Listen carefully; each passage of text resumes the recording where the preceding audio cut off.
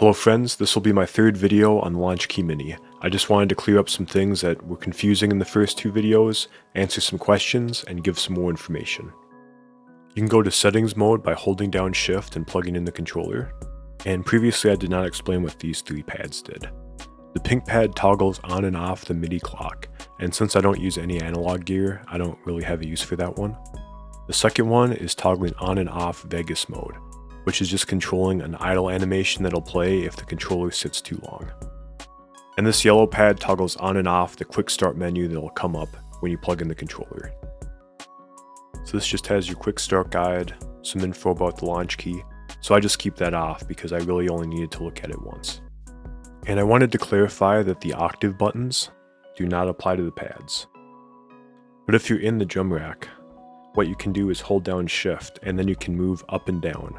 So you can have a whole variety of banks you can use this way. Unfortunately, this doesn't apply if you're using a VST instrument, but I do have a way around that.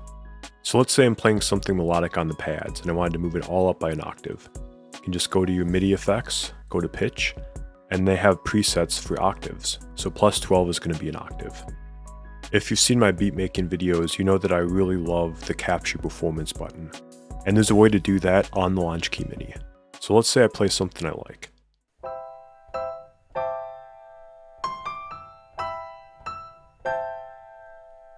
I can hold down shift and press the capture MIDI button, and then I have it automatically. If I was playing something very different from the universal tempo, it would change the tempo to match what I played. I'd also like to explain how to custom map the pads and the knobs. You're going to want to go to components.novationmusic.com. From here you can see all the products that you can select. We're going to select the Launchkey Mini. When you're doing this, you want to use a MIDI enabled browser, and if you're using something like Google Chrome, that's going to work just fine. When you see the green check mark in the top right, you know your controller is connected and ready to go. So what they have over here is all the presets that you can use with the Launchkey Mini. And this is going to affect what the pads do and what the knobs do while in custom mode. So a very common way to do this would be to take a major scale, and I can just send that to my Launchkey right away. Now if I go to custom mode on the pads, and you may be thinking, well, maybe I don't want to play an A major, maybe I want to play in a different key. In that situation, you can go back and get that pitch tool again. And then working from A major as your starting point, you can go up or down. Go down a whole step and now I'm in G major.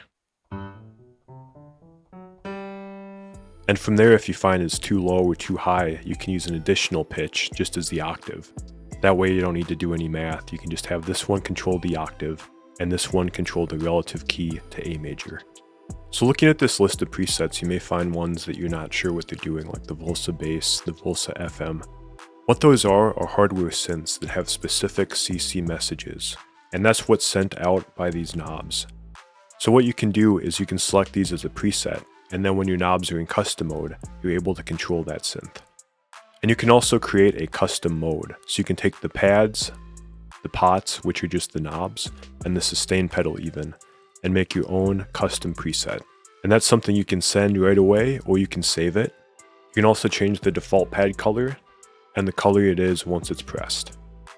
And if you're not using any analog synths, you're probably not going to mess with the pots at all. So really the main use for this, for most people I think, is just going to be the scales. If you're not using your knobs for any specific function, you can put them in custom mode and then do your Ableton Live mapping from there. Control M, click. And when I switch modes, you're going to notice that mapping no longer applies. It's only going to apply in custom mode, since that was the mode I was in when I did the mapping. Some people were also wondering if you could use the custom mode on the pads to activate switches. For instance, if I wanted to make a reverb turn on with a push of a button.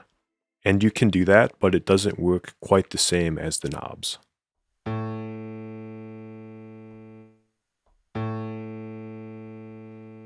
As you can see, the mapping works as intended, but it still plays a note. That's because the pads always send a note message. That's not something you can turn off. So you can do mappings, but you also have to deal with the fact that it's going to play a note. And even if an instrument or drum rack isn't armed, it will still make a note or drum sound, depending on the component setting you're on. I haven't found a good workaround for that, and I have looked a lot, because I would like to use the pads that way, but as of right now I don't have a solution. A common way people use the Launchkey Mini is to do a live performance, and what you always want in those situations is to just use the controller. You don't want to pull out your mouse, you don't want to click anything. And one of the previous frustrations was trying to arm different tracks from your Launchkey. And this was actually fixed in Ableton, this was not a Launchkey thing. If I have a track that's armed and I click it again, you can see that it's slightly faded out. And what happens now is whatever track I select is going to be armed.